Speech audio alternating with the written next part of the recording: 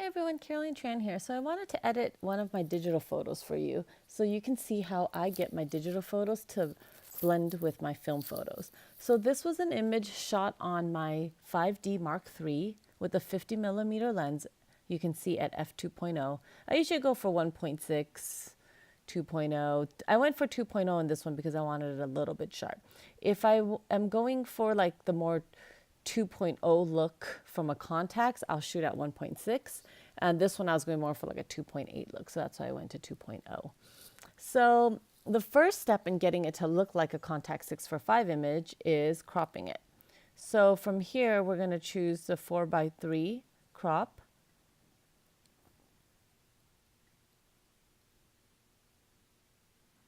And let's put it back on reference. Okay, so now you can see the before and then we're going to edit after. So I'm using refined presets, and with refined presets, it is and a really easy way for me to get my film images to my digital images to blend with my film work. So there's 3 color options for you depending on your taste, and you can kind of see the quick changes right now. So these would be literally just one click. That's patina, that's pure, and that's serene. And then we can even play around with different tones in a little bit just so you can see how they work together. So let's do patina first. Patina is like my richest option. It's a little bit like portrait. I always add grain because this is like 6:5 grain. And I tend to recover the highlights just because I tend to like my photos so bright. So I'm going to brighten this up a bit. I find patina tends to like a little bit more bump in exposure. And this is really warm to me, so I'm going to cool it down.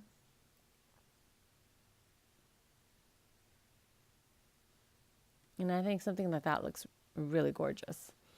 So now we're going to try, I'm going to make a duplicate of this so that, okay, so this is the one we just did.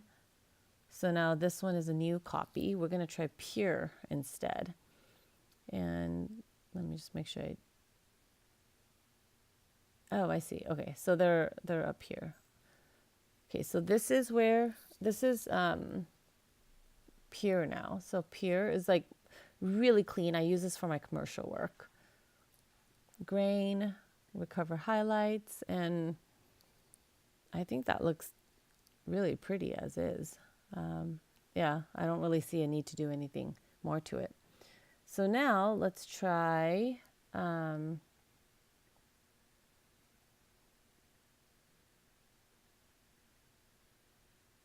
so it looks like I did pure twice. I did an edit earlier. So let me remove one of these so that I don't get confused later.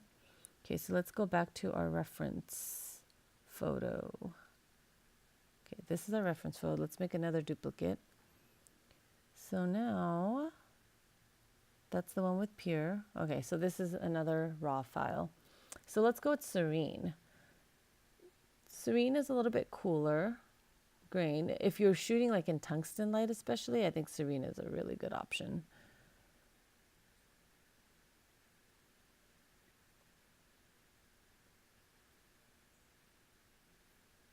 And I just warmed it up just a tad. So that's serene for you. And then the other options are we can play around with tones as well. So let me find that.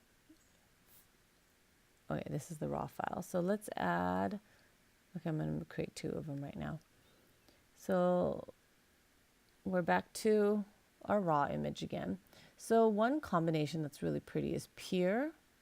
So that's one click of pure. I think that's so pretty. And you can also add like a blush tone to it if you want it a little bit pinky. Add grain. Let's see, possibly recover the highlights. Recovered, not recovered. I'll recover just because I do it out of habit. Brighten it up a tad. And then we can also try it with a sepia tone. So let's go pure again. Sepia tone this time. Grain. And recover the highlights. And it gives it like this little bit more of a warmth tone to it. And I think that's so pretty as well. So you can see there's so many different options you can create with this. There's also black and white options. And you know what I'd be curious is how serene would go. So where's my reference photo again? Okay, let's make 2 more copies of that.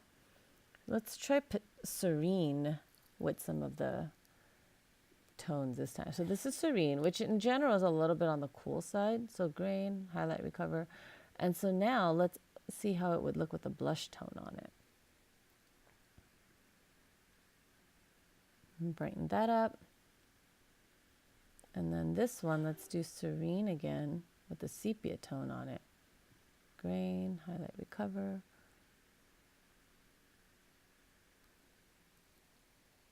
And brighten that up a little bit. Maybe cool it down just a tad. And there you have it. That's how I would edit my color photos. Now, just for the sake of show, let's check out the black and white options as well.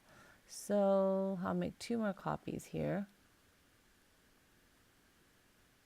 And so we have black and white, just straight black and white. And with black and white, I love to add a lot of extra grain on it. And so that's it for my black and white image. Just 2 clicks, black and white and grain. Now let's do a sepia one. We have black and white. We'll add sepia to it. And again, grain plus plus. So grain, regular grain is like a contact 645 grain. I think grain plus would be if you wanted a little bit more of a grain, and I love my black and whites with grain plus plus, which is like that extra bit of grain. And so there you have it, refined presets.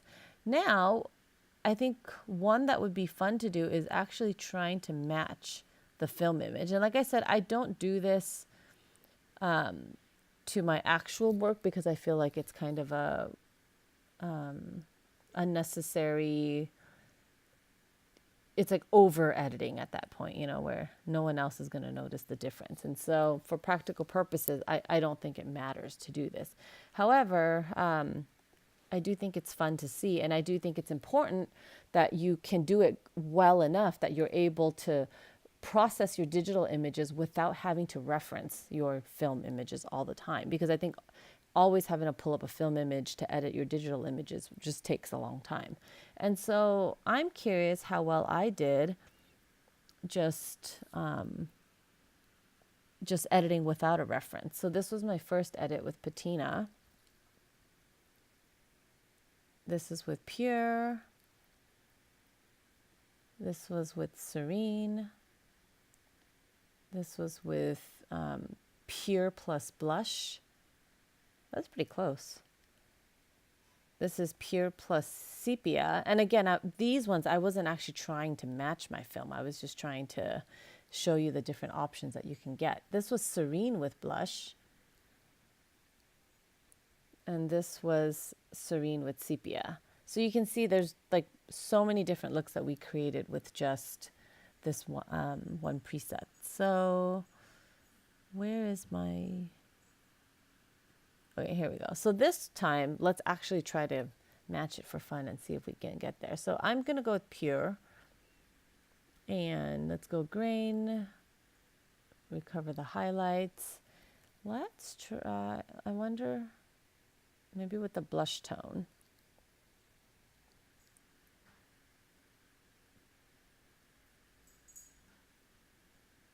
Maybe a little contrast. Up in contrast. I mean, what do you guys think? I think that's like really close. Like I don't think a client would nitpick at you. Like what I mostly go for is the face. Like I'm trying to get the face to match. Like her hair color is the exact same color. I think her skin is pretty similar as well. There's a little bit more shadow, the darker shadows here. I suppose I can try darkening the shadows here just to see.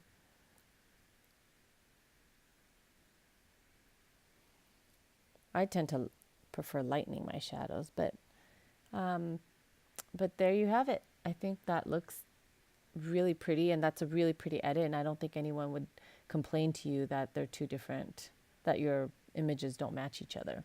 So if you have any questions, let me know. And I love putting together these little edit sessions for you. I just have so much to do lately, and so I don't have as much time to do this stuff. But ask me questions, and it'll inspire me to put together more of these videos for you. And so just to recap again, let's set our reference photo back to, where is it? Okay, so we'll set our reference back to that. And so again, it's patina, pure, serene, pure with blush, pure with sepia, serene with blush, serene with sepia, black and white plus sepia, and then me actually trying to make it look like my film image. So thanks for tuning in.